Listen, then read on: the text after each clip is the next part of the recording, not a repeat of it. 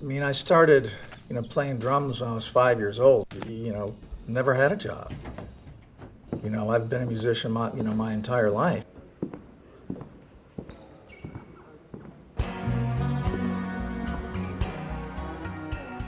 Like I started in music, my parents got a radio. I think it was a radio, and I can still remember where it was sitting. It was right underneath the window, and it was kind of the first time I kind of heard music.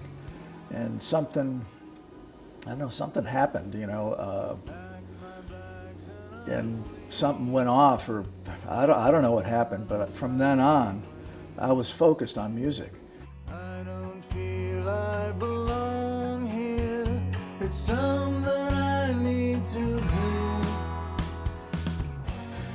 My dad was listening to, all this weird kind of country music stuff that's something like you would see on a Rawhide show or something like that, and I'm listening to this stuff in Fort Atkinson, Wisconsin. It's a very small town. I mean, it still is a small town.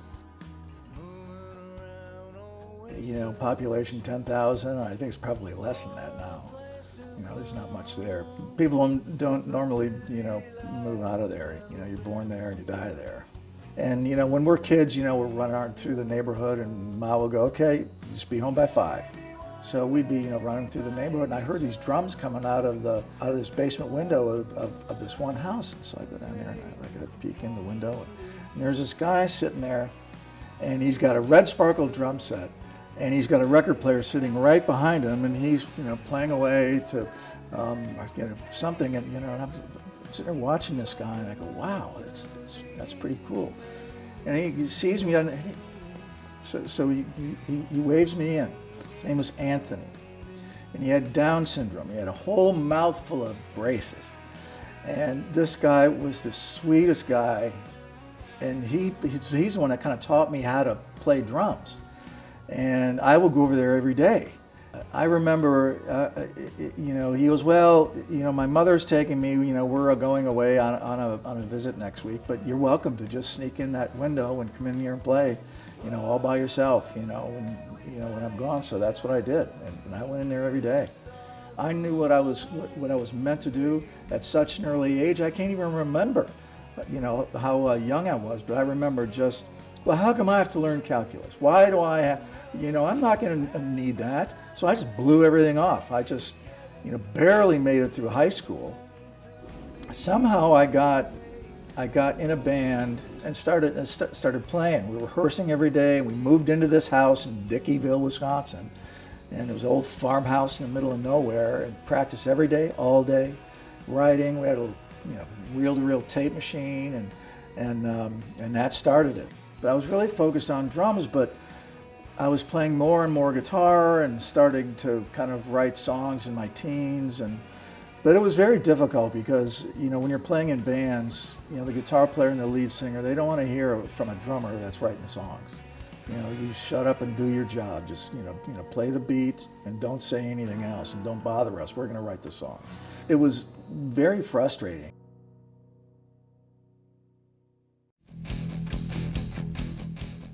Tokyo Rose, was a very popular band. We made a lot of money. We had a huge show.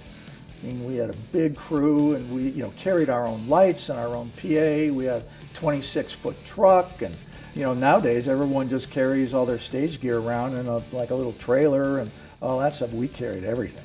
But the band made a lot of money. Most of it went to the expenses of the crew and road expenses, and blowing out Fresnel bulbs and blowing speakers out, and so we still didn't make any money.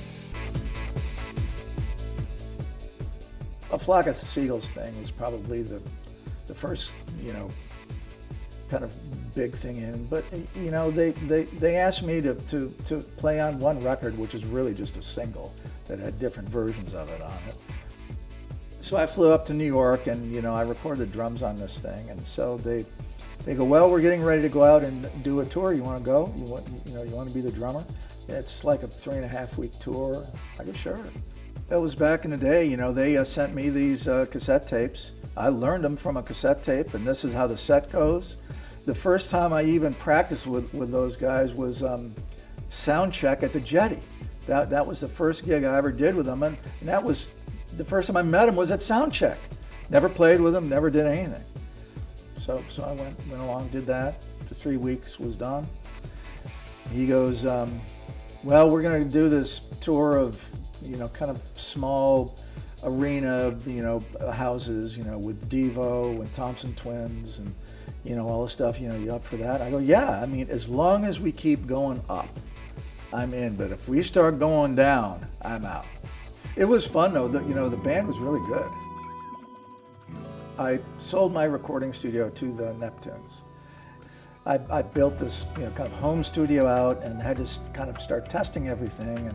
And I had some songs, ideas that I've been working on, so I started recording songs from start to finish and making sure everything worked out. And 10 songs came pretty easy. And that was, well, let's see, what am I on? I'm working on my 12th album now, so I've been cranking them out. But it's been about one a year.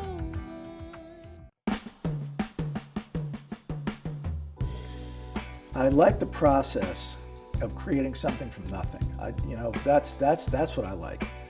Coming up with an idea and then having this whole song that people can hear and get emotional about and either love it or hate it or something like that. I mean, at least it causes, emotion and people to feel something.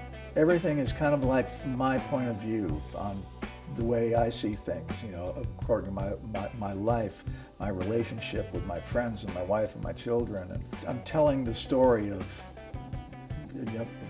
kind of my life. And, I told my kids, I go, if you really want to, know who I am, listen to my music and listen to lyrics for Christ's sake. Not just, because the lyrics are the most important part of it as far as I'm concerned. I want people 100 years from now to be able to see what I was doing with my life instead of just blowing it away when no one will care or remember any of it.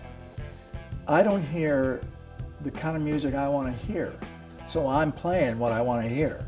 At the end of the day, that's always been my thing. Every single one of my records sounds great.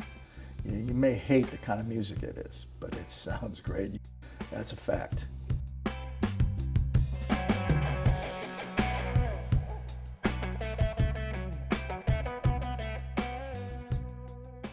I like big choruses and so it's a nice lift, and so the songs go like this, and they go like this, and they go like this. Where a lot of them, they just chug along like this until you can't stand it anymore, and you flip to the next one. Maybe one day we find each other, and the stars align, and maybe one day, maybe someday.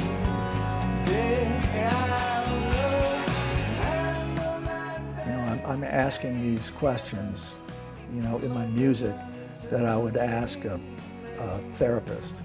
And I've never gone to a therapist, but I'm sure my family would say I need one desperately. It's almost like I'm asking advice. Well, should I do that? And then I go, well, I don't know. Let's think about that. A lot of it is kind of therapeutic in a way for me, which I'm just realized is talking about it right now.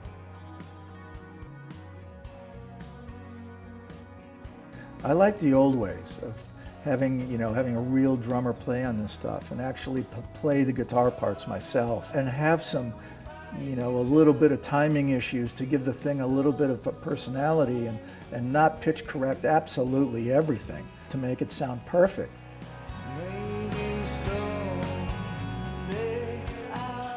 You want that emotion and life and the kind of keeping it real aspect of it.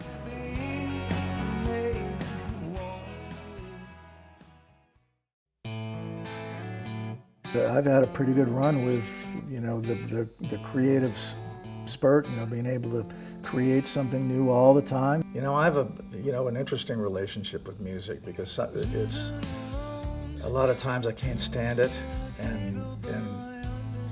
but then sometimes I know it's the reason that I'm here and the reason that I'm supposed to be doing this thing. Music chooses certain people, and it's chosen me.